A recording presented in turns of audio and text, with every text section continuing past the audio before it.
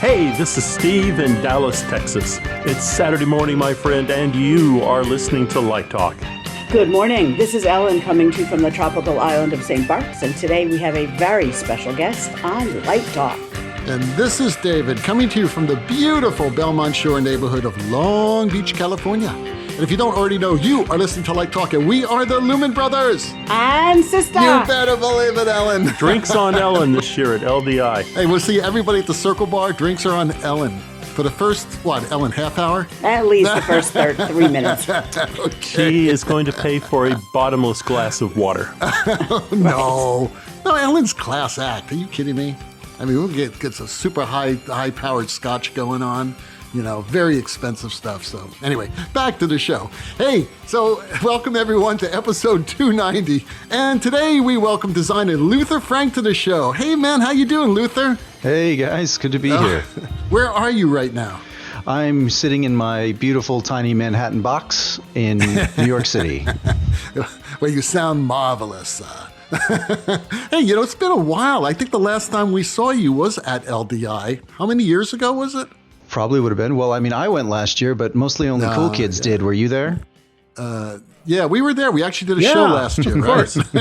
Yeah, that's right. No, last year was great. It was, you know, I mean, obviously the pandemic meant a lot of people couldn't come, but those who did were the people who really loved it and wanted to be there. You know, kind of like our industry, the people who have stuck around so far are the ones who really want to be there, and so it's a really great crowd. Well, we're sorry we missed you. At least I missed you. I was only there for one day last year. You know, Luther, you should also write down a question and we'll put you in the drawing for the Light Talk Fez. I remember that. Yeah, I remember when you came up with that idea 7 or 8 years ago. Oh, no, the Fez is new. We've been giving away some not ready for dishwasher mugs for many years. That's right. I had the shot glass from year one. That's what I had. And there will be shot glasses this year, too. I mean, listen, we have a chock full of swag. No one's going to beat us on the swag side. We've got like 3 different types of swag this year. And one of them is a prize. And there are 6 specially designed, one-of-a-kind Light Talk Fezzes. So if you actually get your question read on the show, you get a limited edition collector's item Light Talk Fez. So that's worth it enough. I mean, come on. Oh, for sure. Yeah.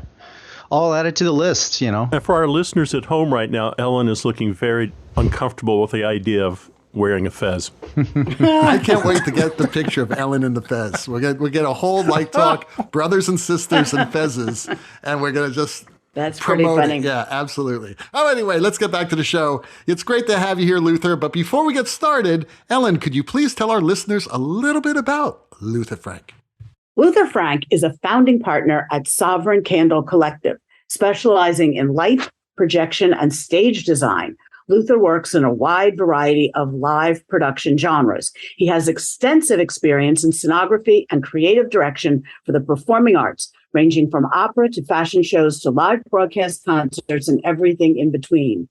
Luther's favorite projects lean toward experiential art, eccentric design, and large-scale architectural lighting. Recent projects include Super Blue Miami, Techno Phenomena, and Drift, Fragile Future, The Shed, New York City. And there we have it. Welcome to Light Talk. Good to be here. And don't worry, everybody screws up the first time they try to pronounce Techno Echo Phenomena. Techno Phenomena. Sorry about that. No, it's quite all right. I should have read it ahead of time. I love that. You can see it's right in the name. You can tell it's eccentric art. You know? It's eccentric art. I've got so much to ask about eccentric art, but that sounds like a band name. Techno Phenomena was a hell of a project, and it was music related. It was an interactive installation from Moses Sumney where we tied the human body to about 75 moving lights and a spatialized audio rig, and depending on what you did with your body, you got to manipulate the space you were in. Very cool. It's a pretty phenomenal project. Oh my God, I may have to get involved in that. That sounds really cool. Yeah, I mean, I'm being asked to speak about it a lot because it was just so. I mean, we've been doing XYZ tracking for 20 years now. That's not actually that exciting, you know. I mean, as much as Black Truck is cool and follow me spots and all those things are neat, all that does is say where you are. But what made this project neat was we could tell what you were doing, where you were facing. We could recognize gesture, and we could tie, like I could tie the ratio of zoom in a fixture to the position of your arms relative to your hips. So as you did this and flew up and down with your arms, the zoom of 70 fixtures would go with you. So we were able to do some really, really interesting manipulative experiential design stuff. It was pretty neat. Pretty awesome. I can imagine the processing power that would require to do something like that. Oh, a computer. An iPad, your iPhone. No. I mean, it was one computer, but also a Grand MA and another computer with Ableton for the audio spatialization. But it wasn't as much power as you think. Wow. It wasn't. So it wasn't cool. as much as power as like video mapping. That still takes more calculation. We were able to bear down and really just do laser sensor to streaming ACN right into the light and just make it as clean and fast. That's how you got the response time perfect too. Was by getting rid of all the technology that requires all that processing. And really, what it was just a bunch of math equations that took the laser data, smoothed it out, and put it in a range that the MA could go, this makes sense for a fixture to follow. So it was a real head scratcher for a couple weeks though. But anyway, we're not here to. I could talk about it for hours. I'm just gonna. And for those of you listening at home, Luther is dancing around his apartment like a scene from Lift. So when he says your arms like this, he is waving his arms around and acting out what was happening on stage. That's right. I'm very impressed actually. But I'm going to return to my saltwater dimmer days. Anyway, so listen, Steve has the first question for you, Luther. All right. Well, Luther, let's talk about, you're of that age. That age? What the hell is that age? What age? Okay, so I'm of an age. Was there a question? Yes, what's that transition like, moving from college to going to New York City? I mean, that's the center of the universe, many people would consider. I mean, sure. There's no way around it. It's highly uncomfortable. New York doesn't like you as a person. It just, it wants to put you in the smallest apartment with the least access to creature comforts. Even growing up poor in the South feels more comfortable than any wage level in New York City. I'm of an opinion until you're, Elon Musk. But it's not fun. And I won't do what everyone did to me when I was going through the process, which was say, if you can do something else, do that. No, do this. This is still an interesting thing to do. It's still worth doing. It's still effective and, interesting. But the financial realities get harder and harder every year, and there's no way around that. And every year I've made, like you said, progress. I've had, key markers of success, which has been wonderful. But I also acknowledge every year the students who come to the city have it a little bit harder. And as of right now, I'm hiring programmers with an introductory training rate at double what I came in. And I'm very happy about that. They need that money. I can't go, well, I made half this. That's so gone from the reality. I mean, inflation this year was 10%. It's just, you can't sit in the city and go, I made X, so they should make X. I'm sorry, rent has doubled in 5 years. You can't do that to the kids. So it's been very weird. It's been weird watching myself adjust and sort of get a cool group of people around me at the collective to do it with me. And it's been weird and uncomfortable, but in a good way. So Luther, what skills do you look for when somebody comes to look for a job, an interview with you? What skills are you looking for, to hire somebody for a company like yours? I mean, there's a certain amount of technical skill that you always prefer. I love a Grand MA programmer, but our schools aren't necessarily prioritizing that. But if they come in with the knowledge of EOS and the hunger to learn MA, well, I've taught that class 20 times, so I can get you on the MA within a couple days. But it's more personality at that point. If you're a good programmer on one console and don't want to learn another, well, then I can't really use you. Most of the people we end up hiring can program at least 2 desks, can design in at least 2 firms of software or whatever. But it's really hunger and desire to learn more, because again, the kind of programming that was like behind Techno-Echo Phenomena is not something that's standardized on any console. And the console doesn't really matter. So it's you have to have the mindset of I can learn anything and I want to learn anything and I'm interested in doing anything. The more closed-minded you are, the less likely I am to hire you. There are other offices or other venues. Like you can get hired at a venue as a programmer and you can just sit in that venue every day and just mash buttons on whatever visiting LD comes through. But that's not what we do. What we do is very conceptual and iterative and different. And so I need people who think that way. I need people who are not thinking within the confines of education or one track or a path. So you could teach them how to do anything if they're curious enough and smart enough to do it. Oh, for sure. And to be honest with you, what I look for on resumes more than anything is skills I don't have. Because I like bidirectional teaching. So I like hiring associates on projects that have skills I don't have. So like I hired someone with Unity programming knowledge recently. And, we were doing, I hired them for an opera, and we were doing, sort of hand-painted scenery, but in an LED wall. It was an interesting way to do things. But I was very interested in their 3D modeling skills and engines that I don't use, engines like Unreal or Unity, because I feel like you can communicate a lot better if you're both teaching each other. And I really stopped using the word assistant. I don't like the word assistant. I don't like subordinates. It doesn't help me at all to have an assistant. I need an associate. I need somebody who can challenge me, who can show me new things, and who is willing to do the same back. Yeah, that makes a lot of sense. I mean, the great designer, the directors that you work with, you want them to respect you sort of like another director, and a good director will hire a designer as another director. But yeah, that's really interesting. It's funny because when we audition students and recruit students, I think, Steve has said it so many times, what he looks for is someone who's curious and smart more than anything else. And I think that just, smart people do that, you know what I mean? And that's how people become successful. Yeah. The resume is, and I don't even like to some people will put GPA requirements on their resumes or education requirements or skill requirements. I'm like, as long as there's something interesting on there, and then within 10 minutes of talking to a person, I know whether it's worth continuing. But I don't like having a discard pile based on any sort of strange metric like that. It doesn't tell you enough, but that's not the world we work in, So now you're coming to Las Vegas to teach a lot of this to students who are going to be signing up for your workshops.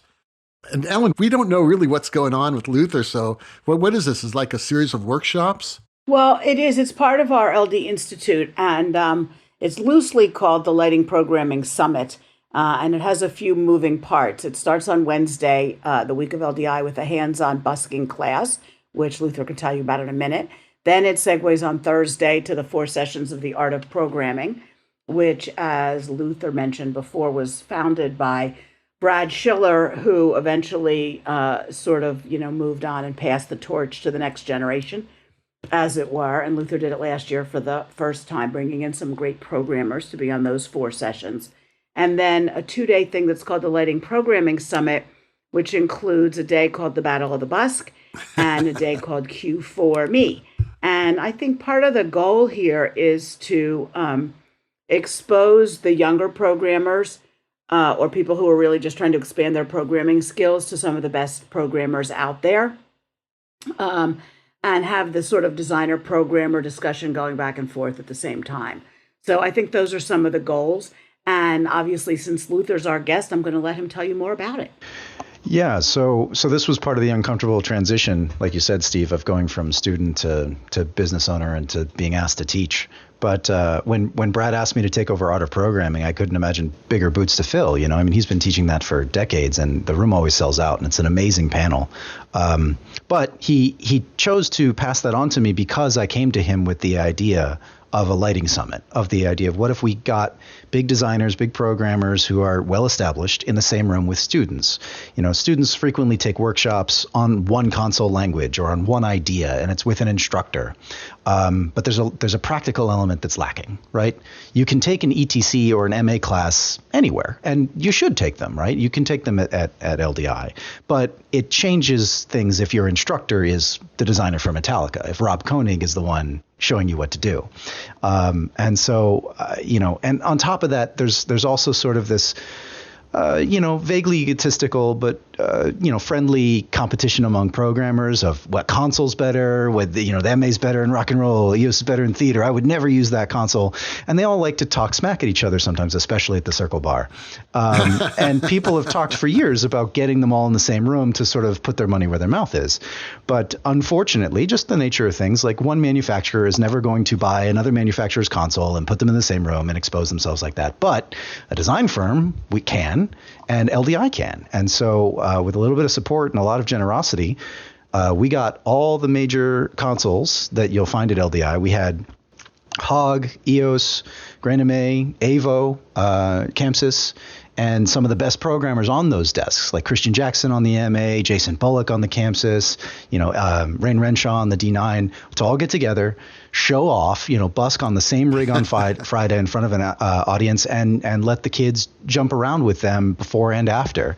And then we had a lot of big designers come in and see it. And, Four-Wall did a great capstone video about LDI last year, and the first sort of segment they talk about is the Battle of the Busk, and it's a really good video. If you haven't seen it, I encourage you to go look it up, because it shows you sort of the scale. And it's funny seeing, I think a lot of us have seen the front of house video from Eurovision with the 15 MAs, but our front of house had one of every console, and it's really neat, and it's all working at the same time. They could pass the rig off to each other. And because it was so good, we knew we had to go a little bit larger this year. So Battle of the Busk is very open-ended. It's very performative, and it's mostly about networking. It's mostly about getting in touch with those bigger designers and giving those young students access to them. The next day is a little bit more low-key. Q for me, you're literally sitting at the desk with them, one-on-one, in front of everybody. We have microphones and cameras, and it's all very exposed. But it's a lot of fun because these instructors tend to inject their own form of chaos from their experience. And then halfway through it, they started playing pranks on each other, like unplugging a line of DMX or doing an audio test to simulate what happens to them in the real world. When you're out programming, it's not like you're in a studio carefully tapping out your code. Usually something's going wrong. And so you had Brad Schiller playing pranks on Benny Kirkham, as he's instructing. And so, that was a portion of it, but it was really hands-on. And what was really surprising was watching super young students, young programmers, go with the flow and have a nice sentimentality about it and not lose their cool. And, that's half this job, right? Is being able to keep cool under fire. And they did it, and it was really something special. It's not something you can get at regular console training. So we added the busking day on Wednesday to help facilitate that. We figured if we can advance their skills technically, we can have more fun and more chaos later in the week. So, these 4 days, it kind of brings you all over the spectrum from hands-on busking class. How do I actually program a busking file to make it work? For the art of programming is all lecture and theory, from basics to career building. And then we get a big wild show day with the whole industry, and then a hands-on, chaotic day, one-on-one. It's really all things you could possibly want from an instruction package. So in case there's anybody listening that doesn't really know what busking is, I sort of always just call it, programming by the seat of your pants. But do you want to define it a little better than that? Sure. Yeah. And busking, it actually exists in multiple fields, so it's worth finding. But, like Nook Sheffield calls it punting. And it's just the idea of being ready for anything. It's a file that instead of being carefully aligned into a go button style queue stack, it's a series of open-ended decisions that can be made over time, usually to music. And so no matter what the DJ plays next, your room is going to look great. That's the idea. Being ready to go anywhere at a moment's notice with a sense of rhythm and proficiency. Or a major band that doesn't give you a cue list. Oh yeah, jam bands from jazz to heavy metal. There are all kinds of jam bands out there, and we'll be using their files and their methods a little bit. I'm hoping to get a little bit of information from like Humphrey Lee next to Meshuggah, because they do the same thing. It's the same idea of like going in these beautiful color palettes from the Humphrey Lee show and the intense rhythmic structures of Meshuggah. It's all different but the same, and it all informs each other in really interesting ways. Yeah. I remember watching Chris Kuroda work with Fish on those shows. There you go. And, yeah.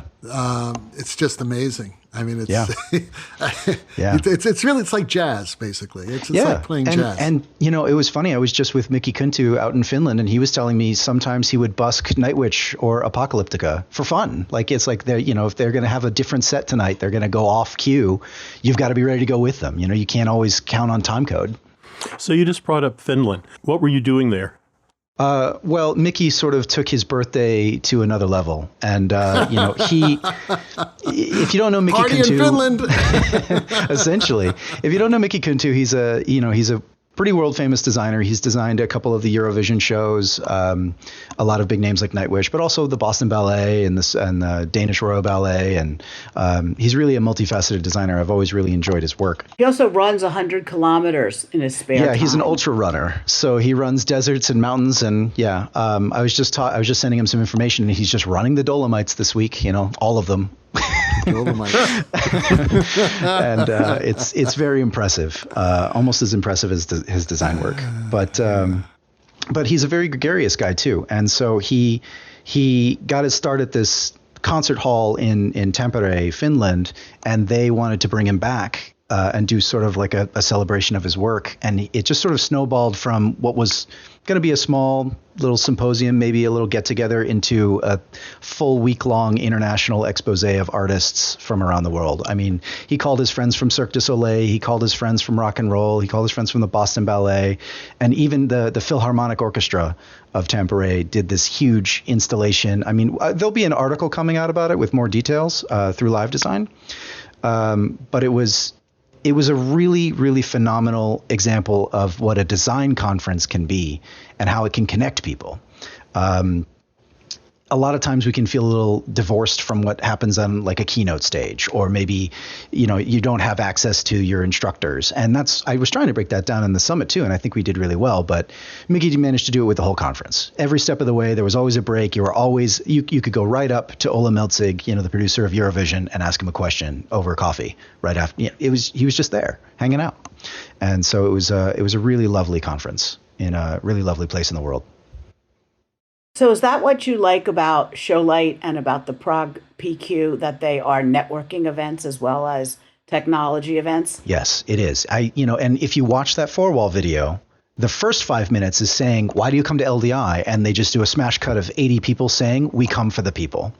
And it's true. I started going to LDI when I was 17 or 18 years old, back when it was still in Orlando, and I had never met David or Steve or anybody. I had no connections to this industry, and I just sort of like shot my shot and paid for the $50 badge at the time. I can't remember what it was, and went and met people. And now I have hundreds, if not thousands, of friends. You know, and sometimes that means, you know, financial or project success, and sometimes it just means camaraderie. But to me, these are. You can look at gear anywhere. You can take a class almost anywhere, but the conglomeration of people is what makes something special. And so the more emphasis we can get at that in LDI, the better, in my opinion. Ellen, I think you need to give Luther his $50 back. I mean, don't worry. Don't worry. It's quite at least all buy right, him a couple of drinks, you know, at the Circle Bar. Well, and to be fair, generosity is a huge part of it too. And that's, you know, after I started going to LDI, I stopped paying for meals and drinks. And whether it was Brad Schiller or somebody else, or God, there's Herrick Goldman. There's so much generosity in this industry, and now it's my turn. That's another uncomfortable transition. Now I have to pay for drinks. I'll buy Ellen one. Yeah, exactly. You're not going to get any drinks from me or Stan. Steve, maybe. Get him drunk enough. I mean, Steve still owes me for sure. He does. For those who don't know, I'm an ex-student of Steve's. Oh, you're a SMU. You're a Mustang? I am. You didn't know that? Oh, my God. Well, so am I. I am. You know, the thing about Luther I always thought was interesting. You can put your hands over your ears now, Luther. The thing about Luther is that he is the most fearless person I've ever met, and the most dogged when he's decided he's going to learn something. I mean, he was that way as a student. You know, he was the first person to do Hog Factor. Oh, that's right. Taught himself the console, went to Vegas by That's what I himself. meant. That's another. It probably was. That's another example of something that made LDI great. And I was really sad that Hog Factor didn't exist last year just due to participation issues in the pandemic. And it's why, my company is trying other things, and so there's the Fred Foster mentorship. There was the Hog Factor. Hog Factor was really great. So Leroy Bennett was one of the judges for Hog Factor. I met Leroy Bennett and then hadn't been in contact with him for the last 6 or 7 years. And then I just bumped into him in Finland again. And we're working on a project together. Like it's just these connections. You never know when they're going to pop up again. It's super interesting. But I lost track there. What I was trying to say is Sovereign Candle is trying to do something similar. We're doing an associateship program with a focus in concert design. So Battle of the Bus this year. Last year we did all the design work. This year we found a student. We interviewed around, and we have we're beta testing, and this will be the announcement year. But they will have done most of the design and drafting work, and we're going to put them in front of all the designers we can and say, hey, listen, this is Elena. She just came out of CCM, and she did this, and be able to advance someone else's career. While taking advantage of all the other stuff at LDI, right? Yeah. That's I like great. that idea. I really do. I think this is really cool. I really can't wait to see this. And I wish I was there to watch the whole week. But it just sounds they're all great. awesome. But here's the thing. At the very least, come see Battle of the Bus, which should be at 4 p.m. on Friday. You got to come see it. And that portion is open to conference holders. So there's participation, which you need to sign up for to get hands-on experience. Right. But the door is open for everyone to come in and see it and be a part of it. And for even bigger, fish who are too busy to be a part of it will come in and, crash it. And so that's what Ken Billington and Jeff Kreuter did last year. They came to see the show, even if they weren't teaching. So it's this really, really great moment right before the Circle Bar. So we all get to get together, watch these buskers show off, meet new students, meet new programmers, and then we can all go drink together. I'm so glad we moved our show from Friday at 4 to Saturday at 4 because no one would come see our show. They'd rather go see Battle of the Bus. So let me ask you, do you think, Luther, that there is a transition happening instead of a division between designer, programmer? We really are morphing into this designer, programmer hybrid person that's going to dominate the world for a while? Well, yeah. And I think if I can be a little rude, I think it already was dominating the world. It just wasn't dominating the United States. Because using Mickey Kuntu as a good example, he's always been his own programmer. And so when he was doing the Boston Ballet, and now he works on larger teams with Cirque, and he has several programmers doing several elements. But that was very normal in the rest of the world, especially in rock and roll or large concerts or art installations. You go to a large scale art installation, that artist is usually deep in whatever code they've chosen, and they, people build teams, you use teams, but the division of labor is super strong on Broadway, right? And I've done a couple Broadway shows as the advanced programmer for the tours, and I understand why it's divided the way it is and how the unions work and all that, but it interferes with my creative process for sure. And anytime I've been an associate or a programmer for somebody, like Don Chang or someone like that, it's as soon as you can get rid of that title-based division of labor, you really start getting into productivity and creativity. So I didn't see it as divided, even when I was in your program, Steve, and when I was in undergrad. I didn't like it, and I've always rejected it, and it hasn't hurt me rejecting it. And now that I'm interviewing now regularly every season, I go to portfolio reviews and things like that. The students do not seem to buy into it the way they did when I was 18. When I was 18 coming into school, it seemed like that was the rigid mentality. And now the mentality is much, much more fluid. And it's like that on a lot of subjects in our industry. It's like that in terms of consoles and technology and possibilities. And it's like that in terms of directing. What people are staging, what people are building. It's a lot more fluid than it used to be. It's much more holistic. I mean, that's really what it's all about. Instead of having all these specialists, and we've been talking about this for years, you have to be trained now to be much more of a holistic artist in the theater. And as a programmer, this could be very technical, but it's also, does a painter hire someone else to paint the strokes on the canvas? No, right. The painter does that. The painter has access to their paints. They know how to mix paint. And infrequently, they'll make their own paint. If they need a new color, they make it themselves. Wait a minute. Some of the Italian Renaissance masters hired lots of people. They did. They had workshops. They built teams, for sure. Yeah. No, they did. They built teams, for sure. But they were involved. It's not like they never painted, Right. And they directed. It's interesting because if you look at the work of Vermeer right now, they've found a Vermeer that they've always been questioning, and they have finally used the technology and gone a really deep dive into the painting. And one of the ways that they have decided that this is not a real Vermeer, and they think it was painted by one of his students or an assistant, is the preparation of the paint and the preparation of the canvas was sloppy. Yeah. And they said, this is something Vermeer, this is just Vermeer. I'm not saying it's bad. I mean, it's fooled people for hundreds of years, but they go, this is not what Vermeer would have done because this is sloppy chemical work at the basic level. And I think that's super interesting. Yeah. Yeah, it is. So, you said, the transition about going to New York and living in a small box and, starting a business and being successful. So Sovereign Candle calls itself a collective. Where did you come up with the name, and how did you become a collective, and who's involved? Well, it started as a pandemic project. I mean, I went from doing hundreds of shows a year, without exaggeration, to doing none overnight. And people forget, but the first couple months of the pandemic were pretty scary and depressing, and especially in New York, where it was hitting us pretty hard. I mean, not to get too gruesome, but thousands of people in my neighborhood died every day. And I was living at home, quite depressed, and so was everybody else I knew. And at a certain point, I was like, I have a little bit of money in savings, and I'm sort of ruining my wife's life at home. I'd be like, she still has to go to work and come home to a depressed husband every day. So I went out just to find an office space. And of course, the rental market had completely collapsed. And so where I could only afford a box before, suddenly I could afford a 5-desk office. And I thought, well, you know what? I can think of 100 other designers who are feeling the same thing I'm feeling right now. And I put out an all call, and I met with a couple of people, and then a small group of us, 4 of us, decided to form a pod, risking exposure just to each other. And we were just going to go into this office at least a couple times a week and work on unrealized projects. Just like, let's work on circus or opera. Like, let's just try to be inspired in the face of all this misery. And within 1 month, and this was in July, within 1 month, we did our first show in China. The planes hadn't even taken off. And we did a conceptual outdoor parade for the Chinese government in Sanyu Bay. And it's just like, it was a stroke of luck. It was a stroke of luck that came across one of our desks, and we split it as a team just for the fun. And it was fun. It was fun to be collaborative, and it was fun to, work outside yourself. And then every single one of us got lucky about once a month for 6 months.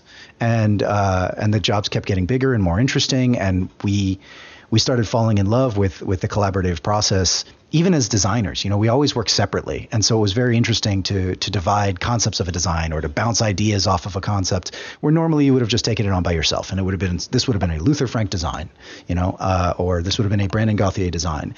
And it was like, no, let's both look at this. Let's find the best ideas in the room as designers. And so we were a bunch of sovereign entities coming together and, putting together a collectivist sort of model. And we were sharing expenses, we were sharing profits, and we were living off breadcrumbs at this time, right? Like, none of these projects were anywhere near what rent was. And, so there was a sort of collectivist all together. And that idea just snowballed. And now we have, 5 full-time employees and over 20 part-time employees and contractors out the wazoo. And we've taken that sort of collectivist model of design, and we have open books, we have open rates, we don't hide anything. Anytime we post, we're very clear about what the project costs and what we can pay and why. We really tried to internalize all the benefits of collectivism and get rid of some of the old world closed book mentality. Anytime my career has advanced, it's been because someone more advanced than me was willing to share, was willing to say, this is what you should be charging for design work. This is how you should be pursuing new clients. This is what this market will pay you, and this is what this market will pay you, and this is how I balanced it. One of the biggest revelations when I came to the city was learning that just about every Broadway designer has a side company that does events, because events in the city pay the bills. And it doesn't matter if it's Ken Billington or if it's Al Crawford. They have separate companies that are out there doing weddings and mitzvahs and wealthy and charity events. And that's a whole other field of design that's supporting their theater habit. And it's just sort of not told to students. And I make a point to say it now to every student I meet. Like, this is how I balance the books and tell them the exact numbers. And that's sort of probably the strongest way I could evidence collectivist mentality in our company. But it applies to everything. It applies to voting shares. All the people who are involved who go full time get ownership. Like we divide profits. We do dividend based payment schedules. Like we are trying to change how this thing gets done. It's always bothered me that royalties are not distributed up and down the chain. I don't get that, and so we're not going to do that. Wow, that's fantastic! What a great story, Luther. Thanks. I mean, that was a horrible time. It was rough, yeah. But now, as a result, I've got all these beautiful people around who stuck it out with me, and now our growing pains. We have such different problems now. It's wild. I think that's really, really smart because so many people just stayed home alone, and didn't really advance personally or professionally. It was killing me. It was making me suicidally depressed to stay at home. And I knew, and everybody needed something different. I don't want to fault anyone for staying at home, or getting out. I think it's beautiful that people could get out of the city or, my grandmother decided to join a pot farm, and like, that's what she did. She just lived out on a farm, like, go grandma, That's awesome. I think more people now are doing what they want to do. And that's inconvenient for the industry in a lot of ways. You talk to anybody. Everybody's short on labor. We're so short on programmers. Nobody can find any staff. And it's like, nobody wants to work. It's like, no, they just don't want to work for you. Nobody wants to suffer. Everyone wants to work. No one wants to suffer anymore. So we're not going to take shitty jobs. So I just want to say something. I want to put a little commercial in here. This next minute of Light Talk is brought to you by LDI. LDI. If you are listening and you are a student or a young programmer and you would like to attend the Lighting Programming Summit, which includes the Battle of the Busk and the Q for Me, and meet Luther and Brandon and Wes and all the people that will be there, including the designers and the programmers that he's bringing in, I have a secret Lumen Brothers code for you. And sister. Which is, write this down, you go to www.ldishow.com, that's the LDI website, and you struggle through the registration process till you get to the Lighting Programming Summit, which is under the LD Institute. And you can use the code INST50 to get a 50% off those 2 days. Wow. Half off. 50% off. Half off. And now back to Light Talk. Back to Light Talk. I got to say something because, all the students that listen to us, all the young professionals and wondering how to get ahead, this is it. This is it. I mean, this is a very small investment. And you're going to, and like Luther said, and Ellen, you're going to meet all these amazing people and you're going to learn. You're going to be exposed to all these consoles that you may never been able to see or touch before. David really is right. I mean, exposure is the key, has been the key to my success because, that's how you make your own luck. I get all kinds of random calls now, but it's only because I made these friends.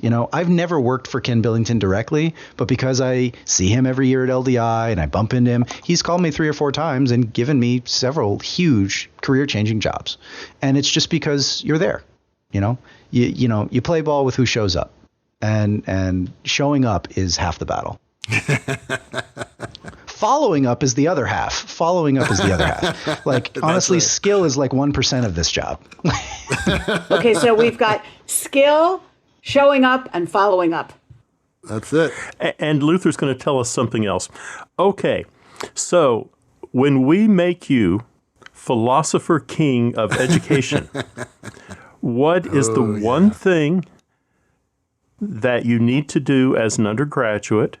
And what is the one thing you need to do as a graduate student?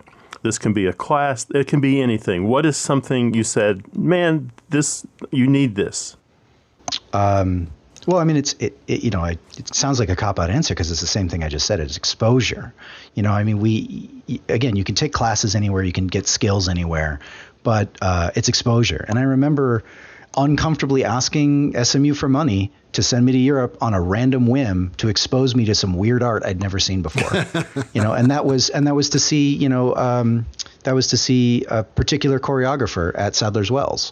And yeah, I saw some weird art and it changed how I thought about things. And I let go of symmetry and I let go of things that were holding me back that I didn't really even think about. And so as an undergraduate, a lot of people choose summer stocks or, sort of, again, to be a little rude, canned experiences, but I wouldn't. I didn't. I don't think that that's the way to go. It's right for a lot of people, but it was the absolute wrong choice for me. For me, it was much better to suffer a little bit with, hostels in Europe and see weird things. What was the choreographer you went to see? It was Akram Khan's Itmoy. And it was such a beautiful, jaw-dropping work of art. It stands for In the Mind of Igor. And the designer, meeting the designer was so amazing. Fabiana Piccioli, I've been inviting her to LDI for years, but she's so busy in Europe. It's reminding me, I'm going to send her an email today. But she was so warm and welcoming. I just sent her an email saying, I'm in London. Can I come see you work? And I showed up and her associate had strep throat and she just put me to work in Sadler's Wells for a couple days. And I helped her hang Svoboda lights and program a little bit. And it was neat. And again, like seeing a Svoboda light, like an actual one, not a recreation or an LDI. And like you might get told about Svoboda for a second in a US educational class. But to actually see the light and touch it and watch a designer use it in a modern show, that was awesome. I mean, it's so. But that was chaos. Nobody prepackaged that experience for me, and I don't think anybody who goes to those summer stocks gets that same experience. They get a totally different one. They meet a lot of people, and that can be great too. I don't want to undersell that, but to me, the best thing you can do as a graduate or an undergraduate is embrace chaos. Embracing chaos is how I've succeeded for sure. Well, also we can circle back to if you don't ask, you don't know. Yeah. And that's the following up. You've made your own luck. Yeah. Right. As you said. Yeah. Show up and follow up. Yeah. That's just so awesome. I just wanted to ask you one more thing about like the metaverse and artificial intelligence and augmented reality and that won't take more than a minute. And You've got 33 seconds, Luther. I don't know. Some of us, we just did these really interesting meta-immersive webcasts for live design. And some of it is like, well, okay, I'm a lighting designer. What is this going to mean for me? Is this going to change my life in any way? Mm-hmm. I think that's the question. Do the designers have to be aware of? They do. They do have to be aware of it. We're still in a phase where not even the person who owns the metaverse can tell you what it is. But it's who owns the metaverse? Who owns it's and it's like who really owns the metaverse? Well, and it's just funny to see like concepts from the early 90s come back like they're somehow new, and they're really not. But Bob Bonio could tell you a lot more about that. Oh, yeah. And he's at LDI and he's teaching wonderful classes on these topics. But I will tell you, I was at Scandlight this year, a couple months ago in Sweden, and I was presenting on techno-ecophenomena because it had a sort of meta component. And so just because things exist in the metaverse, that's not the interesting part. The interesting part is how it affects your real life. And whether that's motivated by ticket sales or Instagram photos or whatever, interactivity is on the rise. And so organizations like Meow Wolf, so one of my partners, Brandon, one of his huge projects was Meow Wolf Denver. And we got to talk a lot about how they're integrating the social experience with the ticketed experience, with the XR experience. And they have fun things in the works in that sense. But for me, the most interesting art I've done in the past couple of years has had this sort of bridging the technological physical experience gap. It's an almost like sort of cyberpunk interactivity, like you are the device. And all day you hold a supercomputer in your hand, and it's how you connect with your mother, and it's how you order groceries. And so the idea that you aren't already keyed in constantly to the machine is just not true. That's how you live your life. And so it's a part of how you experience art as well. And so that's what techno-ecophenomena, to draw the whole conversation back, was sort of breaking down for its audience. Moses was like, how can you actually interact with my song? You're already doing it with your phone. You're hitting play, you're listening in headphones, you're immersing yourself in my song. How do I use light and sound and your body to talk better, to communicate with you? And so that was a very meta project, in my opinion. You got to use your body without actually touching a device to augment your reality. And we're going to see a lot more of that. And like, I have a lot of fun ideas that I'm pitching some other artists on how to build larger, more expansive works like that. And I think I think the real space is going to be affected by the metaverse in fun and interesting ways. And that absolutely requires a scenographic lighting designer's attention. Awesome. Nice. Awesome. Yeah. Well, Luther, thank you so much for being with us today. It's so good to see you again. Yeah. And, and it's so great to have a former smut pony here. And good luck with everything. That doesn't sound like you need any luck since you've made your own luck, which is fabulous. We're all lucky. That's right. And one more thing. I just think it's fabulous what you're doing at LDI. I think it's such a mitzvah for people who really need that experience and not to be afraid. Just, don't be shy. Don't be afraid. Just get out there and get your hands wet with this stuff, because you're going to have a lot of people there in Las Vegas who just want to help you. So why not put yourself in that position? Ellen, thank you for having that amazing series of workshops for, not only, this, but also the projections workshop. And, and again, everybody get on the LDI website, check out all the things that's going on there. It is really the way of meeting people and learning new techniques. And make sure everybody gets that code who needs it, for sure. Yeah. Yes. Right. And if I can just say one other thing about LDI, a free floor pass, which a lot of people, you call your favorite exhibitor, call your favorite, anybody that a lot of people have them, call me.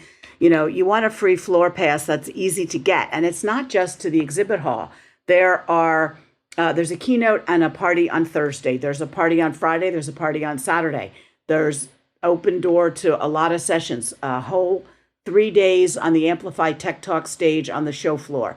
A whole bunch of stuff at the LDI stage and the special events stage on the show floor near the Circle Bar, all of which is free. 3 new technology breakfasts, which are really just a bagel and a cup of coffee. But again, networking. We're free. Hey, it's wait not a second. about the The food. Newman Brothers are free. Well, but it's free, but it's not about the food. It's about the networking. And as Luther was saying, there are 50 events that you can probably go to at LDI with a free floor pass. Right. And do $1 zillion worth of networking. And if you missed it last year, because a lot of people did, the Lighting Summit exists in the same facility, the same room as the New Tech Breakfast. And so It's the biggest, baddest New Tech Breakfast you've seen in LDI history. It's it's something else. So if you're skipping the muffins, don't.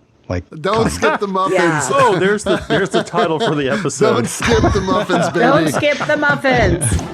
Well, the rocking sounds of the Luminoids tells us that once again you've spent another morning listening to Light Talk. You can hear our show on just about every podcast site out there. Check out our website on lighttalk.org and be sure to follow us on Facebook and subscribe to our podcast. That way you will not miss a second of Light Talk insanity. And if you want to join us and ask us a question live on the show, then send an email to stankay@icloud.com. That's STANKAYE at icloud.com. And he will give you all the information. Or just stop by his house and just knock on the door. Or call him up. His phone number is...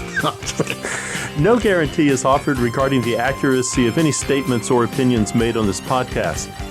However, if you do decide to litigate, the Snoot Group with the legal team of Sparks, Burnout, and Chase will defend us until our retirement funds are depleted. Light Talk is written and produced by the Lumen Brothers and sister, coming to you from New York City, Long Beach, St. Bart's, and the Lone Star State. And be sure to join us next week when we talk about more lighting shenanigans and serve you more of our casserole of nonsense. Light Talk, broadcasting questionable Lumen knowledge and humor around the world. Well, thank you again, Luther, and we will see you all next Saturday morning. Bye-bye from Light Talk. Thanks so much. So long. Bye.